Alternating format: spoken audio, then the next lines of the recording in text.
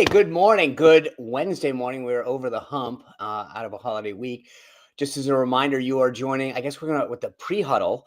The month of December, we're doing a little fun morning gathering at 8:30. We've officially announced it starting Monday, January 5th, the huddle with yours truly, Dan Turrentine, and the greatest new addition to any show, Rachael Bade, will be kicking off right on January 5th. By the way, can I just say Katie Armstrong, who helps produce this, that countdown clock is outstanding. I love that. We need to have a little color in there, but we could, like, for how, Valentine's, hearts can come down. Like, well done, Katie. I don't know. I kind of felt like I was dozing off because it was so calming. No, it's like before the game. It's like you're getting ready for the game. Like, here we go. All right. Look, let me just run through. This is going to be an interesting day for House Republicans and Senate Republicans. Obviously, a lot of talk. We'll get to it. There'll be some kind of meetings today. And then on the president's schedule, he's got a photo opportunity with White House interns, and then making an announcement later this afternoon at 2:30 p.m. Do you guys have any sense what that, another billionaire contributing, or what do we have today? Yeah, it's like, hey, what do you have? Somebody else comes in and says, I got $7 billion. I'll give you a free account and a car. Maybe that's it. And raise Oprah's going to announce a free car. Everybody, you get a car. You get a car. Yeah. Okay. I don't know. I haven't heard anything, but I think, for what it's worth, Dan, I think that this is going to be interesting. I think you're going to see a lot more of these on the schedule where there's a placeholder to make an announcement, and then keep it close press, and then if it's bring in the pool. Anyway, look, real quick, I think today that we want to talk a little bit about the Tennessee special, what this means for the midterms, recap of the cabinet meeting, the latest on Venezuela, sort of what went on yesterday in this conference meeting between Elise Stefonic and Speaker Johnson. And then we'll get to what's going on with the progressive wing of the left. But before that, Rachel, you announced last night you're launching a whole new newsletter. Tell us a little bit about what it is, where we can find it, and what you hope to do. Yes, of course. So twice a week, starting this week, I'm going to be doing a newsletter on Substack called The Inner Circle. And basically, this is me tracking power here in Washington, sort of writing about what's happening behind the scenes, what sort of insiders here in DC are chattering about, who's up, who's down. I'll just say these are the types of palace intrigue stories that have always fascinated me.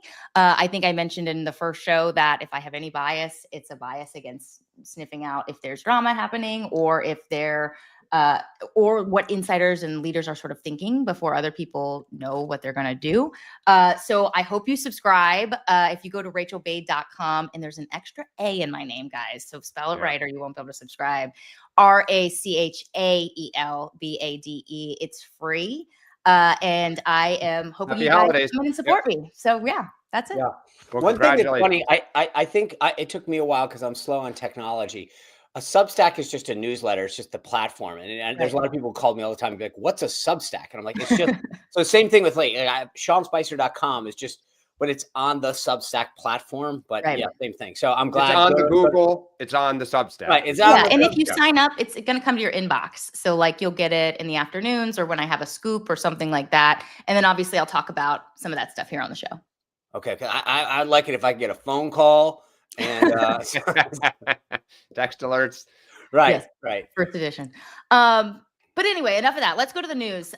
So last night, Matt Van Epps obviously defeated the Democrat in Tennessee, Afghan Bain, by 9 points. But yes, this is a bigger margin that some people were particularly worried about, especially on the right. But it's not obviously rainbows and kittens for the party right now. There are warning signs for the midterms, considering how much Republicans had to spend in this race to win against the, quote, AOC of Tennessee in a 22-point district where Trump won by 22 points last time around. So just to kick it off, Sean, give us a little bit of sense of how you're reading this. How bad was it for the party? What do you take away from it? Yeah, I was out last night doing some holiday partying just for sourcing purposes only. Strictly business. Yeah, strictly business. And look, I think I've said this all along. Every election, there should be a lesson learned, good or bad. Like you should, in the military, at the end of an exercise, you do 3 up, 3 down. What went well? What didn't? I think on the what went well, the Republicans heard the alarm bell, Speaker Johnson gets a lot of credit. He got in there. He spent all day. They rallied the troops. The NRCC did a great job. I talked to some pretty high up party sources yesterday. They were expecting a 5 to 7 point win, which I thought was pretty low. They felt comfortable. One thing that people have to understand, and I dealt with this a lot when I was at the NRCC, is when the party gets outside the margin of error in a race, meaning they know they're going to win or they're going to lose, they either cut bait and say, stop spending money, or we're not spending more money to win. You know, if you know you're going to win a race by 6, 7 points, then you don't keep spending money so you win by 10 or 12 just so you can change the narrative. A win's a win. And when you're talking about hundreds of thousands, if not millions of dollars. And so people have to keep that in mind. Was it less than 22? Yes, of course. But Trump outperformed the district anyway. I think realistically, you should have seen a 15-point win would have been probably more in line. But also look at the turnout, 178, 180,000 people, right? I think when you dig into those numbers, you're going to see a lot of Republicans not turning out. A lot of Republicans not turning out, not feeling the need to do this. I will say you got a new RNC chairman, Joe Gruters. He was down there. This is not traditionally something that the NRC that you would leave entirely the NRCC, but I think he gets a lot of credit for being down there, for making sure that the RNC had their eye on the ball. And so this was good from a fire drill exercise. Are we ready to go? Do we understand the landscape? Do we know what it's going to take? Are our metrics good? So again, based on what I saw yesterday and where the party thought they were, they outperformed. Is that a good sign? Not necessarily, because not everyone's going to get a couple $1 million. Yeah. So yeah, I thought, but I want to hear Dan first. Dan, your turn. Yeah. So I mean, look, that's the issue. I think to some extent it's the status quo coming out of this, which is Democrats are cautiously optimistic and Republicans are nervous, right? There wasn't the freak out of a 2-point victory or, heaven forbid for them, a loss. I think the challenge is, if you're at the DCCC or the NRCC, you were thinking going in 4 months ago, we have 20 seats that we're going to arm wrestle over, right? It's a very small playing field, because that is basically all the seats that were under 6 points, all the Republican seats under 6 points in 2022, 2024. Now there's a person on from PBS put up a great set of numbers this morning on that I retweeted. There are 15 Republican members of Congress that won between 7 and 12 points. Those seats now are going to be at the committees. You're a frontliner, right? We need to be concerned about you. So if I have a budget, let's say of $100 million that I was only going to spend on 20, that budget now needs to go to 35 people, both on the hard side at the committee, and all the outside groups are now going to be told, you need to budget some money for these. Where you get even more nervous is if that wave gets a little further on shore, people in the kind of 13 to 17 range, it's another about 15 members, come on the board. And that's where, if you're at the DCCC, you are giddy this morning, because the more targets we have, the better our odds of success. The narrower the playing field, obviously, the less so. So wait, just one other thing. In the Senate, if I'm Sherrod Brown this morning, I feel pretty good. Because I look at that state and think the Democrat, I mean, Sean, you were mocking it yesterday and you were right. I mean, how many candidates are going to basically trash their district in terms of like the biggest industry, country music, the hot capital or, place to be in Nashville? You get a good candidate who only lost last time by, I think it was 3.5 points, and they see these numbers, you start feeling pretty good. No, that's the key point, is that the candidates always matter. Mechanics matter, candidates matter. She was not a great candidate. Was a bad candidate. I talked to a very senior person in the Biden-Harris world who said she was their last choice in that 4-way primary. And to your point, Sherrod Brown's a good candidate. He's a populist candidate. And so I would, again, the one takeaway in this is when I was at the NRCC, I had a phrase for a lot of older members: political atrophy. They get comfortable with a 15-point plus, district. 100%. And they go, I don't need to worry about that. And I used to hand out potholders when I first ran, and everybody would come to my post office events at the old, giddy up. They've got to remember this, the time and the environment has changed. The get out the vote effort, the reliance on new media opportunities and influencers to really get the word out for you, as opposed to relying on a consultant that says, hey, just buy 1,500 or 2,000 points in the last 3 weeks, is not going to do it anymore. Yeah. Can we talk a little bit about the messaging, though? Because one thing that Matt Van Epps said last night in his sort of thank you speech was that something along the lines of running with Trump is how you win. But there's been a couple of good reporters who have sort of noted that he actually didn't talk a lot about Trump in his campaign. I know Trump came in at the last minute to do that, the rally to help, get the base out, et cetera. But Amy Walter of Crook Political Report, she's very well respected on both sides of the aisle. She had this tweet a couple days ago where she asked how much of a drag is Trump for House Republicans. And she said, even in this district, a Trump 2022 district, none of the GOP ads mentioned Trump or electing a representative to keep his agenda going. Instead, they were completely attacking the Democrats saying she was radical. And she said that means Republicans going into 26 are going to be purely defensive. And that they're not going to be talking a lot about the big, beautiful bill, about, tariffs, which are obviously not very popular. I mean, Sean, what do you make of what does this mean for how Republicans are going to run in the midterms? Yeah, I mean, I don't mean to be cynical, but the bottom line is this, if you go back through history, negative always wins. Like, you beat the crap out of your opponent. I mean, that's well said, Sean. But it's true. I mean, both sides. I don't think yeah. You run on the negative, and negative moves. Positive rarely does anything. And so I don't think it's a shock when you go in and you message test on your poll, like what moves the needle, what changes. Again, there's issues that people agree on. Do you agree that this issue is important? Yes or no? Okay. Will it change your vote? No. So there's things that people care about, right? So I care about sunshine. Is that going to change my vote? No. And so what they've done and figured out, okay, if we can make the Democrat completely unacceptable, that's a greater motivator to vote, or it turns away a lot of the independents. If you can turn out your Republicans, they'll turn out their Democrats. How do you get that group in the middle? And the negative is always going to trump the positive. So I'm not surprised by it, because I don't think that going out and saying, I think two things can be true at the same time. Matt Van Epps said the right thing, which is, it's not like he distanced himself from Trump. It's just that the polling suggested if you really want to, open that gap up, you have to make her unacceptable to independents. I think the challenge, though, Rachel, is, and this kind of goes to our next thing, which is both sides hit the affordability. Now, Van Epps went on taxes. Good, smart strategy there. The problem is our party, the Democratic Party, is rallying around this affordability issue because, as you say, Sean, negative works, which is you guys own it, right? You said you'd bring it down, etc.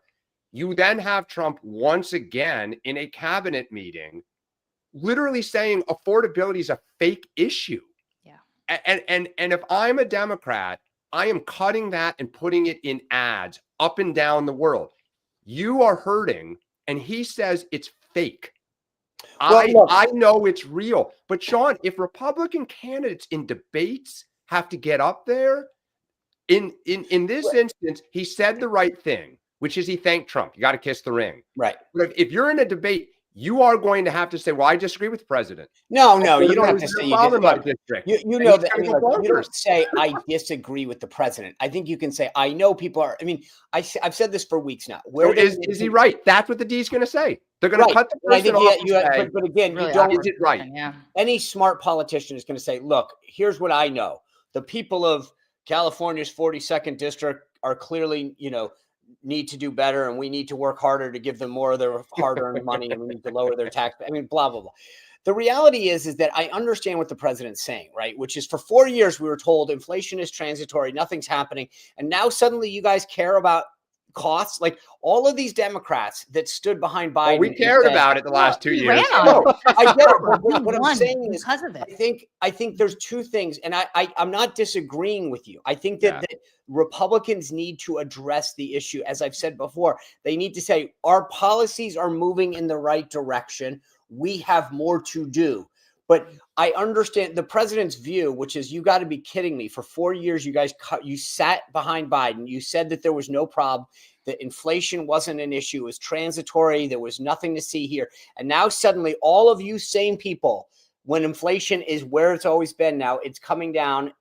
And you now go, now we have to worry about. That's the problem with that, is it came down under Biden. So when he came in, I just think, look, that's going to be a tough sell. But I mean, we can move on here if we want. Yeah, I want to continue to talk about the affordability issue here, well, in the coming days, et cetera. But let's move on to the cabinet meeting, as you mentioned, Dan. So it was like 2 hours. I didn't watch, just to confess, I didn't watch the whole thing. I saw clips and pieces of it.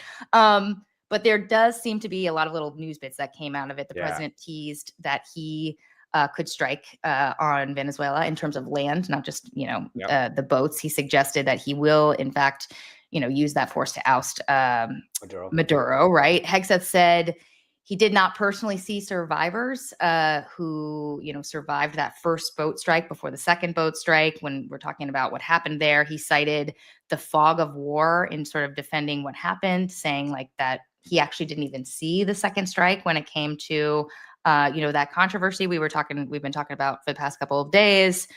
Dan, you were texting with us saying that you had a number of thoughts about this cabinet meeting. So why don't we start with you on this? I mean, I think, look, Sean, you always talk about this as a comms person.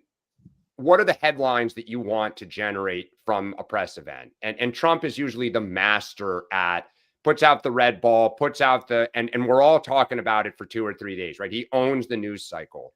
When I look at that thing yesterday, look, I know, like, I tweeted about others about him, like, falling asleep. Like, oh, okay, there's a little bit of a side, like, gossipy thing.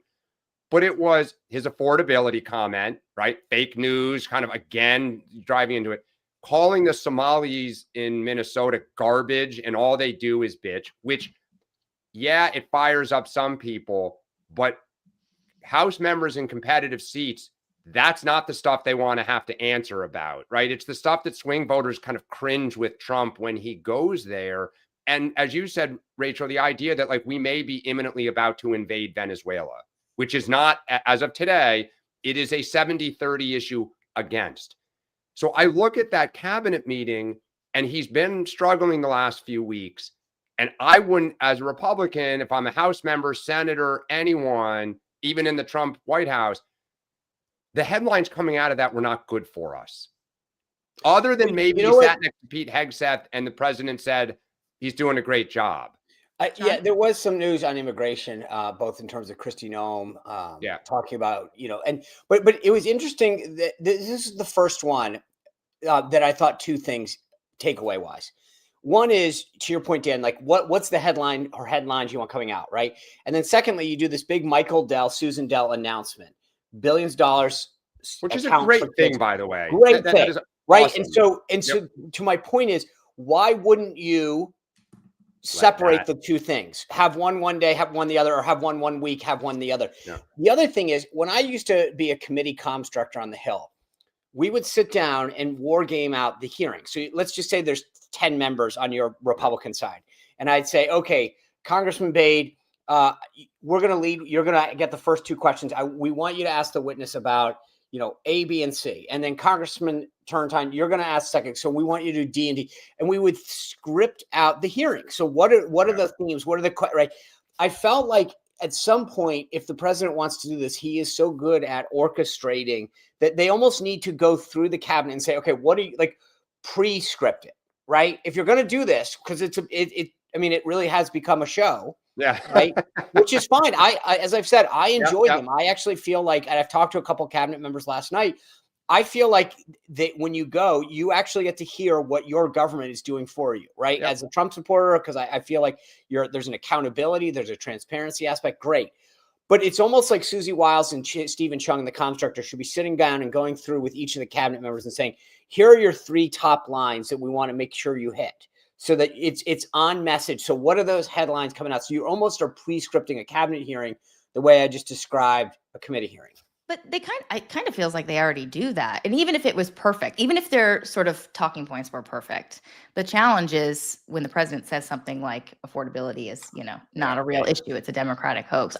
Dan, to go back to your point about him calling people garbage. Who was it he called garbage? He called the Somalis in Minnesota. I mean, I kind of feel like people are used to the president in terms of his taunting now. I mean, how long has he been in the political, circles? Like, how long have people sort of been watching and listening to him? It sort of feels like it's baked in. I remember way back when he was president the first time around, I think it was 2017, and he told the 4 members of the squad, the self-described democratic socialists, to go back to their countries, even though they were Americans. That was a huge, I remember that everybody was freaking out. Like Republicans were like, we don't talk like that. That just, people just don't react like that anymore, because this is not only that, but I felt like he was here's almost baiting a discussion about, you want to talk, you got $1 billion+ of fraud under Tim Walz's watch in Minnesota. And I felt like it was almost, to your point, Dan, like there was almost a sense of like, really, do you want to get into that debate? Do you want to be talking about fraud in Minnesota under Tim Walz's watch when his own employees at the Health and Human Services, like there was a bit of like, I maybe I wouldn't have gone that far, but I felt like to some degree, you were asking about whether members want to get into that. I was like, do members want to defend that? Because I don't know that I would. Well, that's so. I mean, look, I agree with both of you, but I'm going to add the but, which is it is baked into Trump.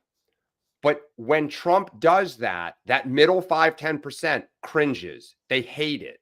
So yes, it's nothing new, but it is a reminder for a guy who's struggling. You don't want those cringe reminders, right? You want to have it on the other, because to your point, Sean, that is what a Republican member would like to do, which is pivot towards, look, okay, I don't agree with this style. It's not what I would have done, but let's talk about what's going on in Minnesota. It's outrageous. But every time they have to be like either, and as you know, half of them will be like, I didn't hear about that. Sorry, I'll get back to you when I see the rest of it. Yeah. And just on the Democratic side, it just gives us a chance to kind of like have something else to focus on. But I will say this. I'll go back to what Rachel said at the beginning. Look, this is all baked in. I mean, Trump is Trump. And part of the reason that people love the guy is because he says stuff that no one else would ever say. Well, and the base loves it. Right. But I'm just saying, sure, right. But he's also gotten, I mean, look, I just. You won by a little, you lost by a little, you won by a little. But I'm just telling you who he is. It's not, I agree. And so anyway, but you did mention, the Hegseth in Venezuela. And I think it was interesting. I felt like the ball got moved forward yesterday. And what I mean by that is these guys, like, at some point, and I had an amazing conversation with Tim Parlatore last night on the actual law and how things work. I mean, like, who is a military JAG officer that's represented both Hegseth and Trump on the civilian side. And like, when you actually go through this, and this is why I think when Admiral Bradley comes up to the Hill and starts talking, this issue is going to suddenly pivot away, because to Pete's point about the fog of war, like, what this comes down legally to is intent. Did the commander at the time, were they going after what they perceived to be, and Tim walked through a whole bunch of World War II examples where you keep firing at ships and torpedo during, we were going after the Japanese. If we were still going after the ship and people were collateral damage, then legally that's completely within keeping. If you literally targeted the people, which I just in my wildest dreams cannot believe, right, that Admiral Bradley or anybody next to him, because again, the way the decision gets made, you got an intel guy on your right that said, sir, that's left. This is what we got as a target. And you got a JAG on your right, or vice versa. And the JAG saying, based on the intel, we're comfortable with that shot or not. But the admiral's not going to sit there and say, well, gosh, we don't have the intel and we don't have the legal authority, so I'm going to go anyway. Not going to happen. Dan, if the admiral comes in and sort of testifies, I mean, it's going to be behind closed doors when he's talking to lawmakers. I wouldn't be surprised if we see a little leaking. But if he comes in and he says, look, the intent was completely infrastructure related. It had nothing to do with survivors. Like, does that ring true to you? Yeah, I think as a party, then we have to be careful, because it's one thing. Hegseth is, the public view of him is what it is. He's a better kind of foil. You don't want a military officer in uniform with their, stripes on their arm, so to speak, who, as we discussed yesterday, has a sterling reputation. Oh, yeah. If he says, no, everything was, properly followed, chain of command, this was legal, I, as a Democrat, I'd be really careful. I would be more willing to salute and say, got it. Thanks for briefing us. Yeah, you got to pivot, right? Let me you can trash go you. after you can go after Pete. He's the civilian head. You go after Admiral Bradley at your own. I mean, It's a very different reaction. Totally. Pete's an easy target for the right, or not for the right, for the left. But we do have to keep in mind, though, just to sort of flag this for watchers and listeners, even if this sort of dies down a little on Thursday, there is another bit of news that is going to be coming up Thursday, and that is the Pentagon Inspector General report on, quote, Signalgate. Is going to be released sometime, a public version of it. Some of it will be redacted. And just to remind people, this is a investigation into what happened last spring when a bunch of sort of war plans, Pete Hegseth shared a bunch of sort of war plans on a Signal message with a bunch of other top officials. There were concerns like, could, like secret information be, jeopardized? The administration came in and said all this stuff had been declassified, so there wasn't a risk. But this is going to be sort of the official investigation of what happened there. And I'm just curious to see what it says. Like, is it as damning as Democrats in the media seem to think it's going to be?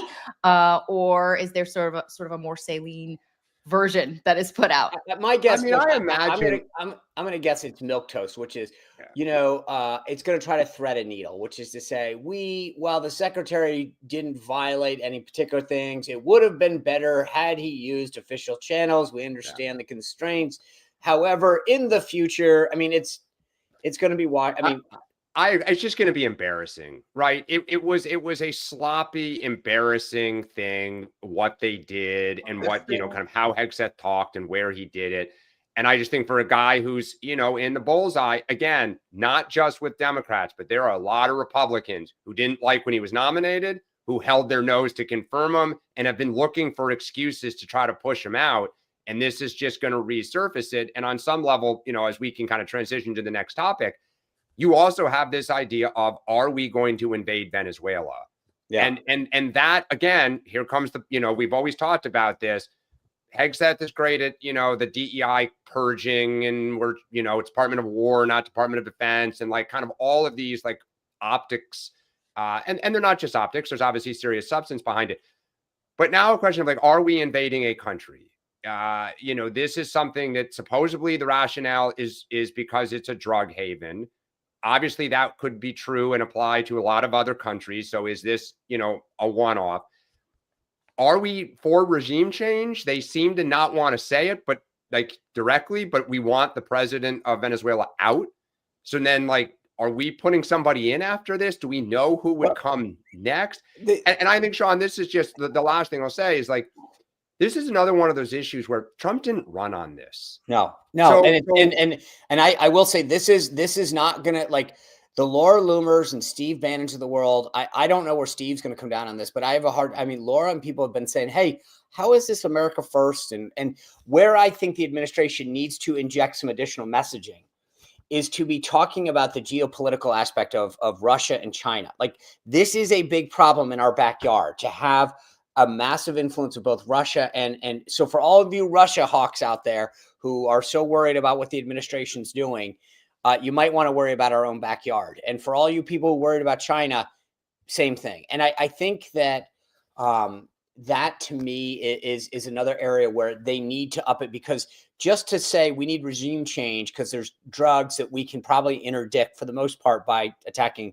boats. And by the way, they've been look at the number that have gone down. On that front, they can claim a big success, but you can't, if you really want to do this, I think making people understand that it's much bigger than drugs is important. And, but where do you guys see the whole Rubio Vance thing? I mean, Vance went out on X, kind of tried to lay the groundwork that this is America first and in our interest. Most accounts, Rubio has been driving this, kind of the focus on the backyard. We need to deal with some of these governments.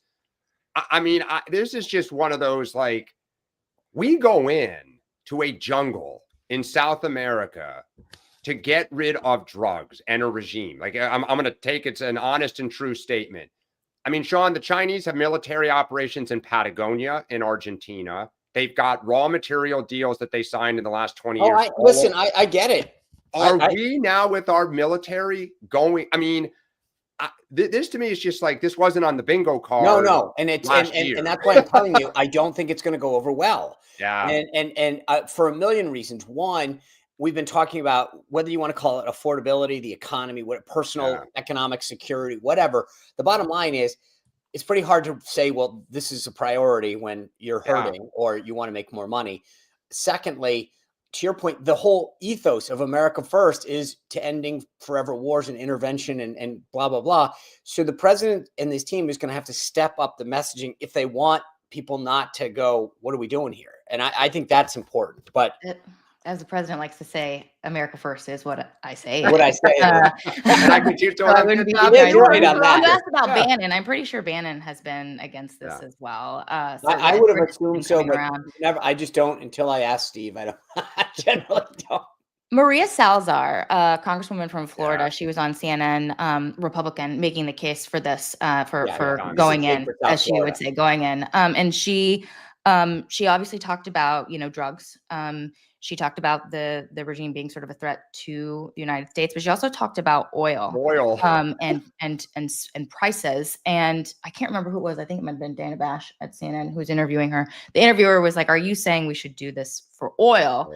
And I remember, back like decades ago when people were talking about Iraq and Iraq specifically. It was like, "Oh my gosh, we did this for oil," blah blah blah. When people were criticizing, now it's actually she was leaning into that. I'm curious what you made. No, this is, again, I don't care unless you can say that there's like a pot of gold.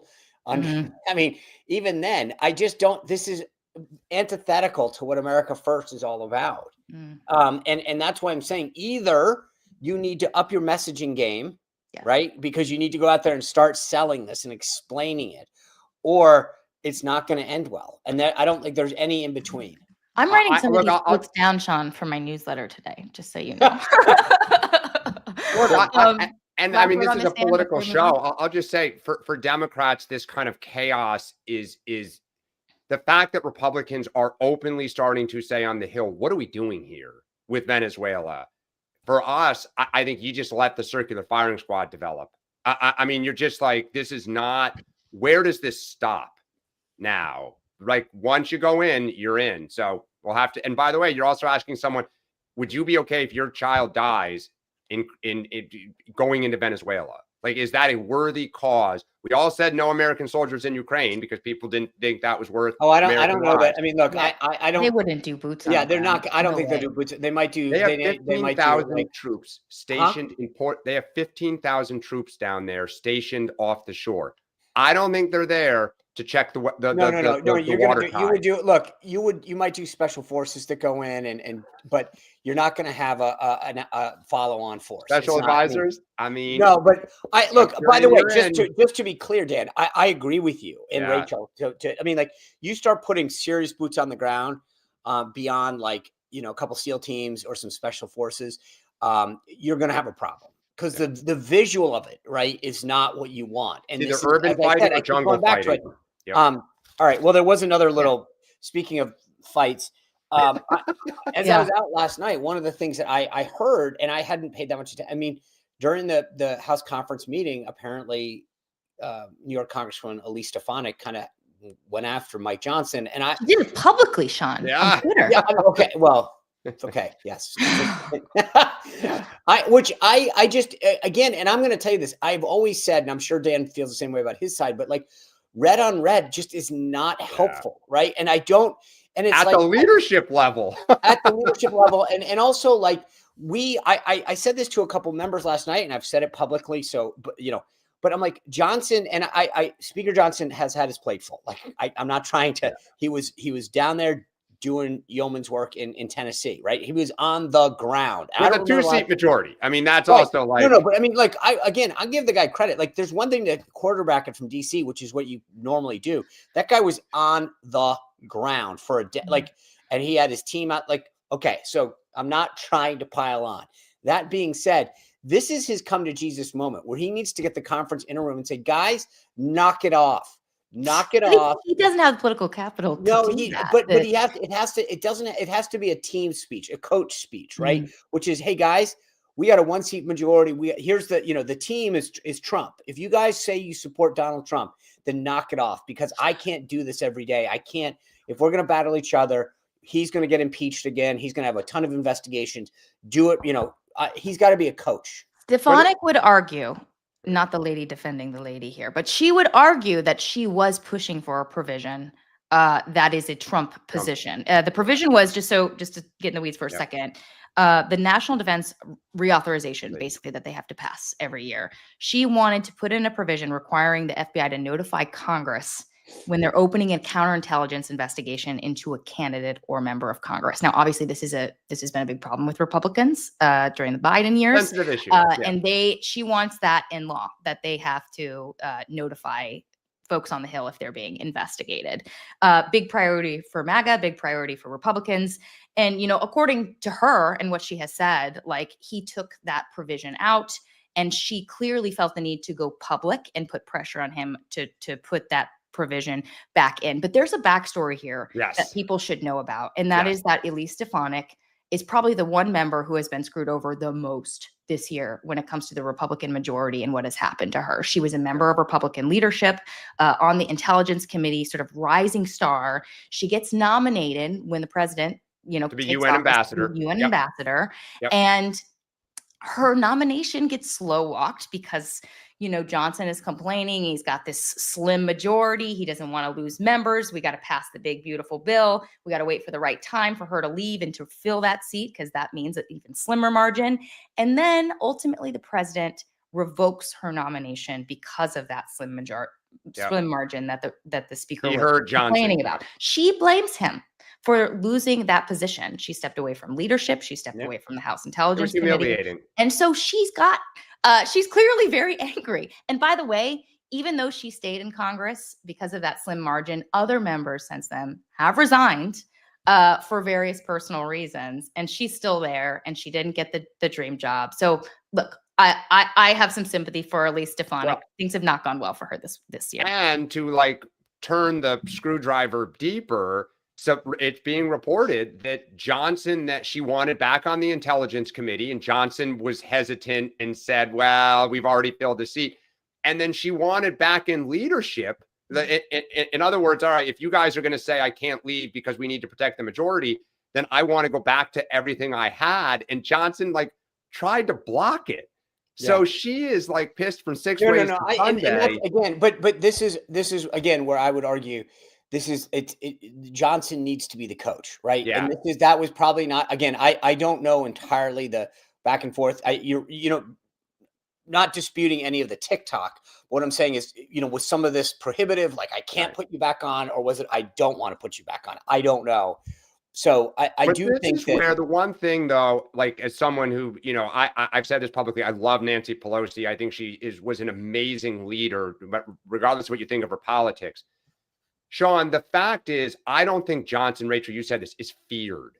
Trump is feared. So if dad comes down and says, hey, knock it off, I think everybody says, I don't want to go to war with MAGA online if Trump turns it. But I can't fathom somebody going at Nancy Pelosi publicly this. And then, by the way, AOC. No way. And AOC went in the penalty even box. AOC, she was differential on a lot of things to Pelosi. No, I know.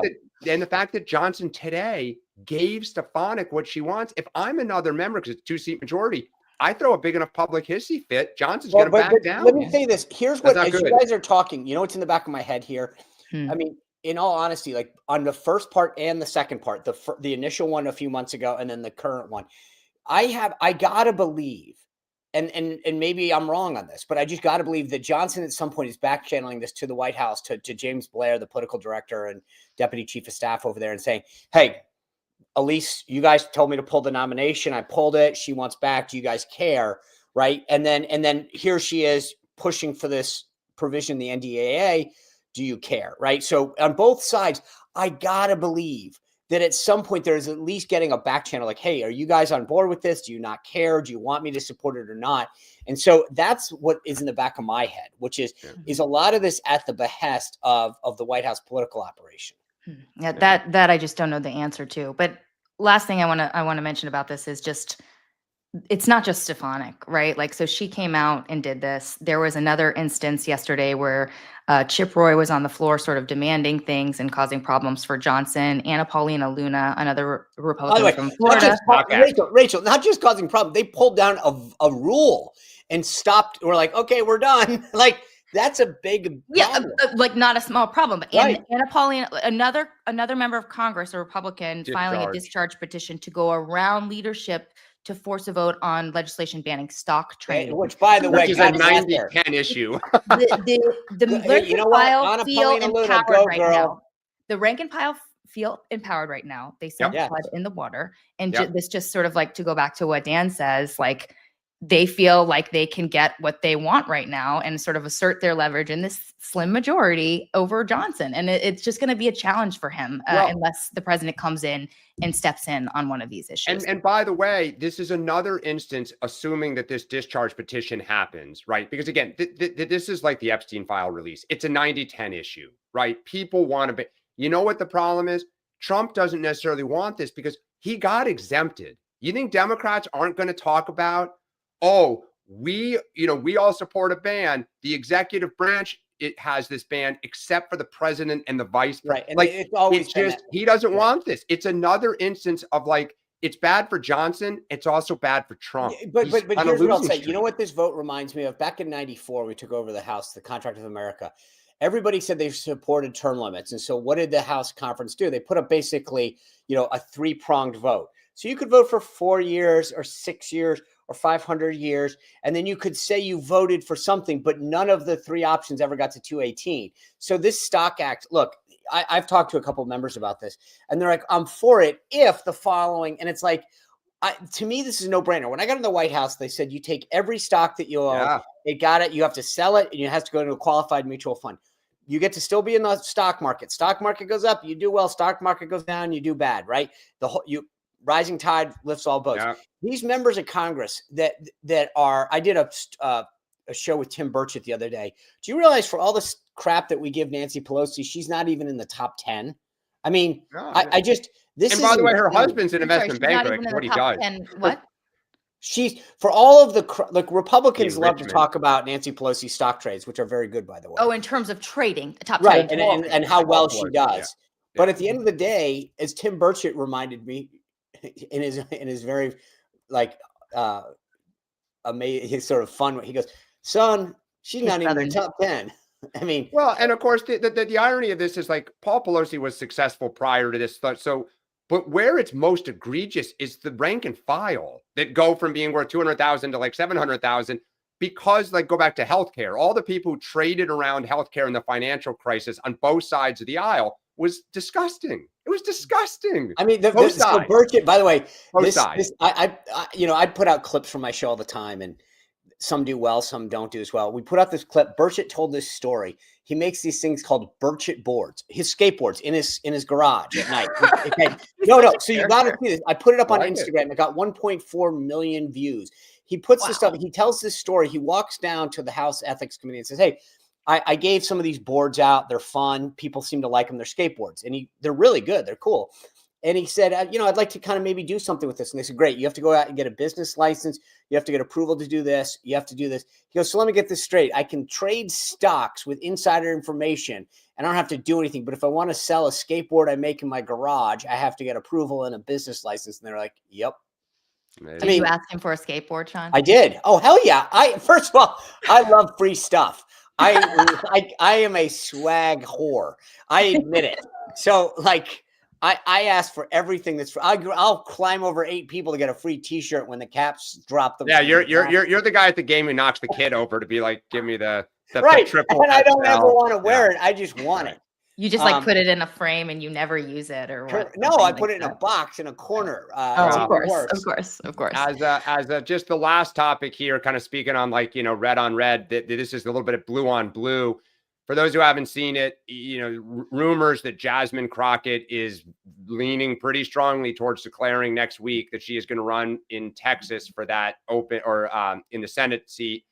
There's 2 other Democrats that are, pretty good. There's a Democratic primary. Obviously, on the right, you have the primary going on for Cornyn. But I just think historically, and I always talk about this, 2006, when Chuck Schumer ran the DSCC, you had two big races where there were hot primaries: Virginia with Jim Webb and a very left candidate, and Pennsylvania. Bob Casey was pro-life. He was moderate. You had the progressives were not happy. I think there was a Planned Parenthood person out of Philadelphia who was running.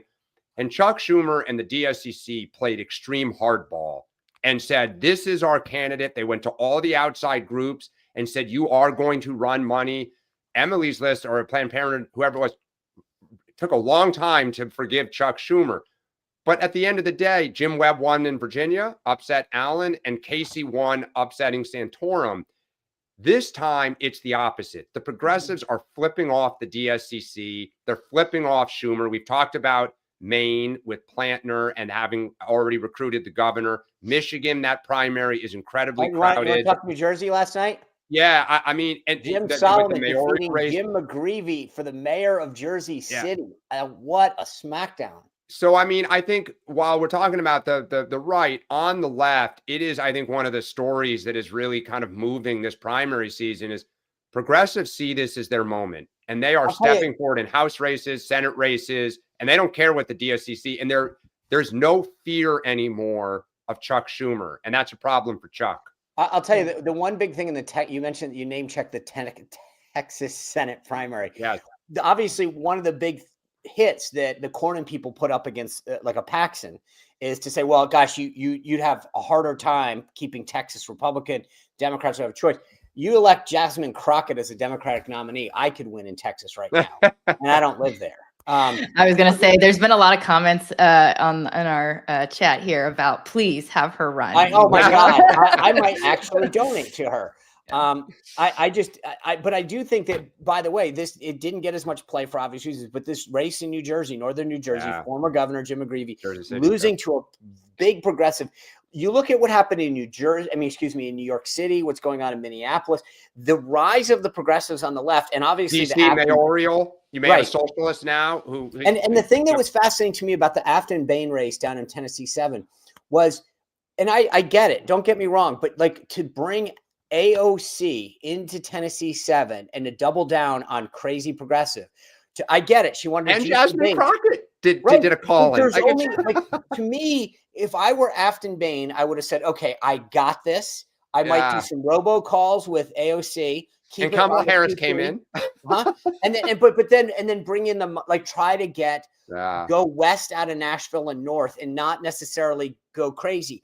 I understand why she did it, but I would have done it in a very different way. And I'll tell you, that speaks to a lot of the tactics. And I think as much as we might have some warts to deal with and some family issues to discuss at both dinner. Both sides do. Wow. This is a big one. And I think the Dems are making that point today. You know, if it had been Bart Gordon, if it had been a moderate Democrat and it had been, Bill Clinton and Barack Obama going into campaign, not Kamala Harris, Jasmine Crockett, and AOC, we might have had a chance to actually win that race. And this goes to candidate recruitment and the party committee's kind of inability now to referee this stuff. Hey, before we jump, I'm sorry, Rachel, go ahead. I was just going to say, the question, though, is whether leadership really wants to do that. I mean, the reality is that the power of the left, it's ascending right now. And there is a fear. There is a fear of the left. And so 100%. Well, and that goes to Johnson Hakeem is not feared. Pelosi had the ability, and I remember this vividly in 2006. When all the complaining started about Rahm picking House candidates, she went to the Progressive Caucus and the Black Caucus and said, I got his back. Back off. We want the majority. Schumer had Harry Reid sitting over his shoulder, who everybody feared within the Democratic Senate caucus. And so they had the ability to tell the interest groups, we got you, we hear you, we're aligned on the agenda, but you got to stay quiet if we want to win. Jeffries and Schumer, it's the opposite. They both are so afraid of the base. They're so dependent upon them not turning openly to you're out that they're impotent. They're totally impotent. I want to take. I think there might be a couple of quick questions to take, but one point to make. I heard this a lot, whether as I was at the NRCC, the NRSC, or my years at the RNC. People go, well, the party should pick this person. I'm like, That's not, especially on the right, that's not how it works, right? Sometimes the party could say, hey, we'll give you some infrastructure support or something if it's the NRCC. The RNC specifically by rule doesn't generally get involved in stuff. But like the idea that the party is going to go out and do this, can you imagine if you got a phone call right now and said, my name is so-and-so from Washington. I don't want you to run. Like, can you Wait, but repeat that that? happens all the time, Sean. Yeah, It does happen all the time in the. I mean, I'm just thinking about the Senate, the past few Senate cycles on the GOP side. I mean, Rick Scott got just completely reamed out by his own party for not telling certain candidates not to run. Because, but with all due respect, I don't know that they would have cared. Like, that's the thing, is that they go, okay, thanks a lot. Could you say it again so I can get it on tape? Well, because if you literally said, I got a phone call from Washington saying don't run. Trump's operation has done it a little bit. No. Behind the scenes, they do it politely. There's a little bit of soft glove stuff where it's like, hey, we'll support you. We'll do this. But I'm not, if you were a grassroots Republican and you literally went out and said, I got a call from Washington, D.C. telling me not to run, the party boss's call, you put that out as a fundraiser and you probably crush it. That is true. But guess what? If James Blair is the one calling, you're going to have a different reaction. You're putting it on it in Florida, and guess what? Byron Donald's got a primary. I mean, I'm just saying it's not as bulletproof. I'm not saying it doesn't happen. What I'm trying to say is that there's a lot of people who feel like there's this central office that picks up the phone and calls and be like, that's who we're choosing in this district. That's who we're telling to stay out. Sometimes it can play, sometimes it doesn't.